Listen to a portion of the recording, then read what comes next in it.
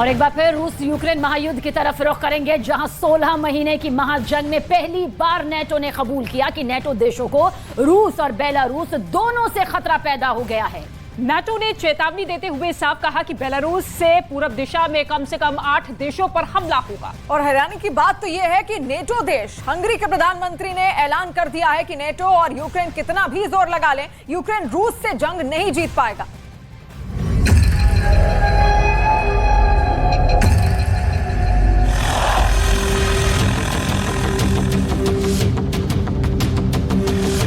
Plus ara sekundu.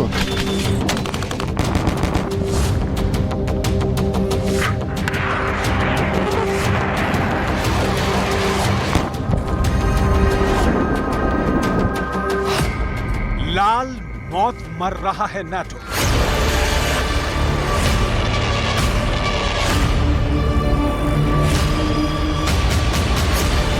Ukraine और NATO देशों को रूस के साथ जंग करना अब बहुत भारी पड़ता जा रहा है।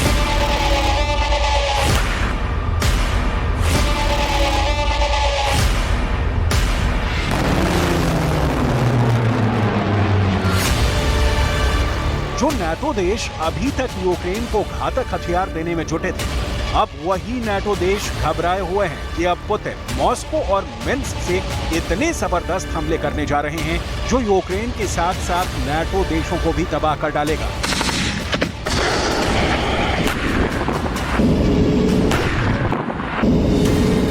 नाटो में खौफ का आलम यह है कि अब तक नाटो देश हंगरी के प्रधानमंत्री विक्टर ओरबन ने चेतावनी देते हुए कहा है कि युद्ध में रूस के खिलाफ यूक्रेन की जीत असंभव है, यानी रूस को यूक्रेन कभी नहीं हरा पाएगा।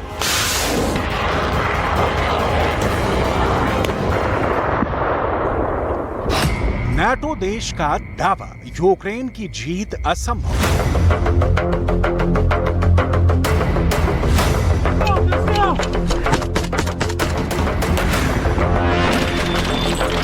पिछले 72 घंटों में रूस यूक्रेन जंग बड़ी तेजी से बदल चुकी है। हालात ये हो गए हैं कि नाटो वैगनर के जरिए पुतिन का शिकार करने निकला था, अब वही नाटो पुतिन का शिकार होने जा रहा है। बेलारूस के राष्ट्रपति अलेक्जेंडर लुकाशेंको ने पुतिन को खुली छूट दे दी है कि वो नाटो पर चारों तरफ से हमला करे।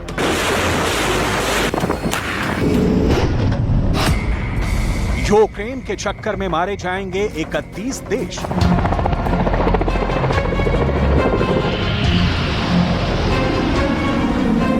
रूस की राजधानी मॉस्को और बेलारूस की राजधानी मिन्स्क पर पूरी दुनिया की नजरें गड़ी हुई हैं। 16 महीने की जंग में पहली बार ऐसा हुआ है जब नाटो देशों पर हमले का खतरा सबसे ज्यादा हो चुका है। भले ही अभी तक की जंग में रूस को भयानक नुकसान हुआ हो, लेकिन उसके बावजूद रूसी सेना ने यूक्रेनी सेना के परखच्चे उड़ाकर रख दिए हैं। नाटो और पश्चिमी देशों को लग रहा था कि हिमार्स रॉकेट, लेपर्ड और चैलेंजर जैसे एडवांस टैंक रूसी सेना को मटियामेट कर देंगे, लेकिन रूस के तूफानी हमलों ने यूक्रेन के कम से कम 13 शहरों को कब्रिस्तान बना दिया है। कुछ दावों के मुताबिक रूस हर दिन यूक्रेन के पूर्वी और दक्षिणी इलाकों पर 100 से ज्यादा मिसाइल हमले कर रहा है। लेकिन उससे भी खौफनाक बात यह है कि अब रूस ने यूक्रेन के साथ साथ यूक्रेन से लगे कम से कम 8 नाटो देशों पर सीधा हमला करने का मन बना लिया, जिसकी वजह से अब जंग में नाटो के सभी 31 देशों को मजबूरी में रूस से जंग करनी पड़ेगी। लेकिन हम आपको बता दें कि रूस ने पहले ही बेलारूस के पूरब से नाटो पर हमले का प्लान बना लिया है, जिसने नाटो के होश उड़ा दिए हैं। पहले आप ये जान लीजिए कि हेग में हुई नाटो देशों की मीटिंग में क्या हुआ है। नाटो पर झपटेगी पूरब से मौत।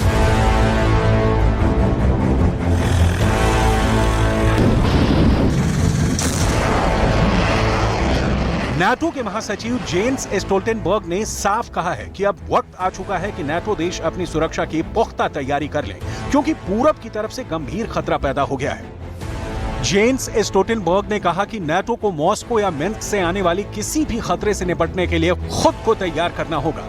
वैगनर चीफ येवगेनी पेरोक्सन पर बोलते हुए स्टोल्टेनबर्ग ने कहा कि बेलारूस में वैगनर के पहुंचने से पूर्वी हिस्से में सैनिक तैयारी बेहद तेज कर दी है।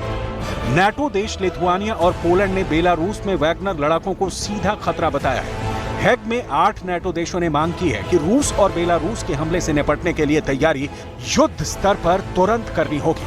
Плюс зараз секунду.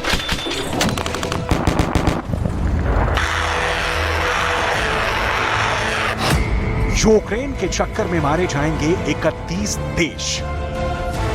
We are, of course, closely monitoring the developments, and we have already increased our readiness, our preparedness, and our military presence in the eastern part of the alliance. We will make further decisions to further strengthen our collective defense with more high readiness forces and with more capabilities to ensure credible deterrence and defense for the whole alliance.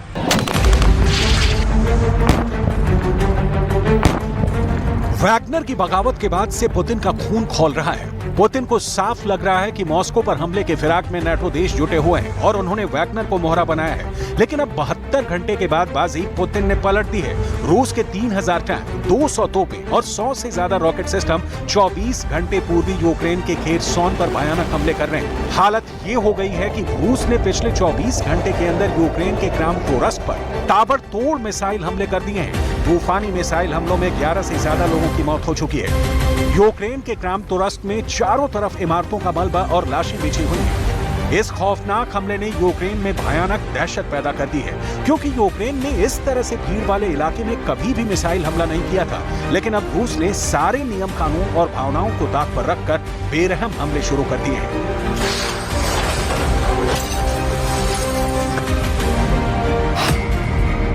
Ukraine के चक्कर में मारे जाएंगे 31 देश।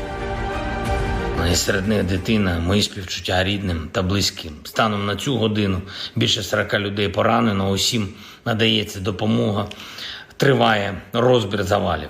Кожен такий прояв терору знов і знов доводить і нам, і усьому світу, що Росія заслуговує лише на одне за наслідками усього, що вона наробила. Поразку та трибунал, справедливі та законні суди проти усіх російських вбивців. Putin की सेना ने पिछले 3 हफ्तों में अपने हमले के पैटर्न को पूरी तरह से बदल दिया है। दावा किया गया है कि अब यूक्रेन के पूर्वी और दक्षिणी इलाकों पर हमले तेज कर दिए हैं। इस वक्त रूस की फौजों ने डोनेट्स्क, खेरसोन, खार्किव, ज़पोरिज़िया पर सबसे तीखे हमले किए हैं। एक अनुमान के मुताबिक 4 जून से शुरू हुआ यूक्रेन का काउंटर अटैक 3 हफ्ते बाद भी बेहद धीमी रफ्तार से चल रहा है। 1000 से 1500 मीटर की दूरी तय करने में यूक्रेन की सेना 20 दिन से ज्यादा का समय ले रही है। 4 जून से अब तक 12000 से ज्यादा यूक्रेनी सैनिक मारे जा चुके हैं।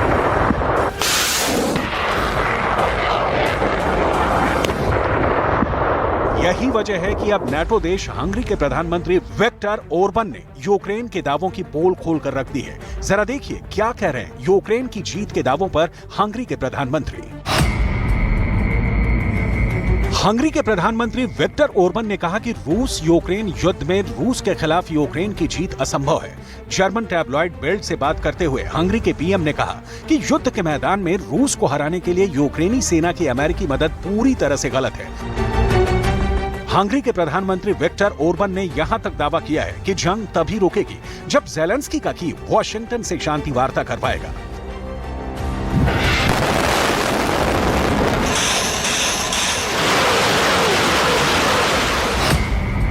लाल मौत मर रहा है नेटो। इधर दूसरी तरफ यूक्रेन के पूरब में बेलारूस में रूस और बेलारूस ने बड़े हमले की तैयारियां जोर शोर से शुरू कर दी हैं। जानकारी के मुताबिक रूस के परमाणु बम बेलारूस में हमला करने के लिए तैयार हो चुके हैं, जबकि बेलारूस के 60,000 सैनिक 25,000 वैगनर लड़ाकों के साथ यूक्रेन पर हमला करने के लिए तैयार बैठे हैं। वहीं बेलारूस में रूस की 30,000 सैनिकों ने अपने कमांडरों के साथ यूक्रेन की सीमा की तरफ बढ़ना शुरू कर दिया है।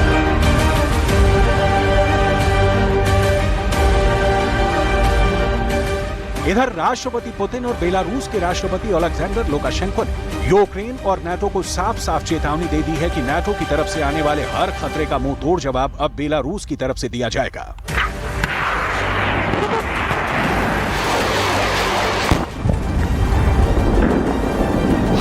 नाटो पर झपटेगी पूरब से मौत। Сегодня мы отчетливо видим новую волну расширения НАТО и беспрецедентное наращивание потенциала стран-членов Альянса в регионе, в том числе в непосредственной близости от наших границ.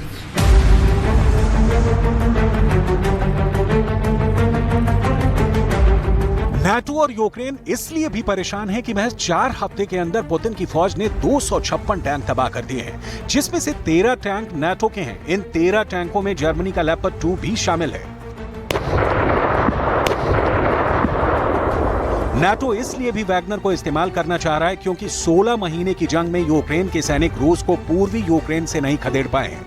अमेरिका और यूक्रेन इसलिए भी वैगनर लड़ाकों का इस्तेमाल करना चाह रहे थे क्योंकि 600 तरह के हथियार और 15 लाख करोड़ के घातक हथियार भी यूक्रेन को जीत नहीं दिला पा रहे हैं। इसीलिए नाटो और यूक्रेन को लगा कि अगर वैगनर मॉस्को में घुसकर पुतिन और रूसी सेना पर हमला करेगा तो जंग के मोर्चे पर रूसी सेना कमजोर हो जाएगी और उसी वक्त यूक्रेनी सेना पूरी ताकत से रूस पर हमला करेगी और रूस की सेना को खदेड़ देगी। लेकिन पुतिन के सख्त एक्शन और तेवरों ने यूक्रेन और नाटो के ऑपरेशन वैगनर को फेल कर दिया।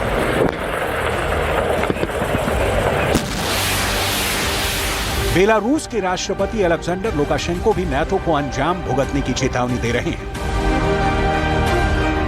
Другими словами, наше поколение проходит сквозь испытания на прочность.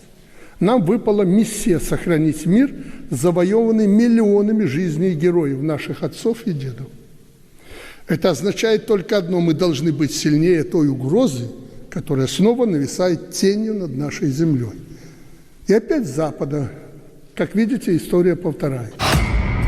नाटो देश का दावा, यूक्रेन की जीत असंभव।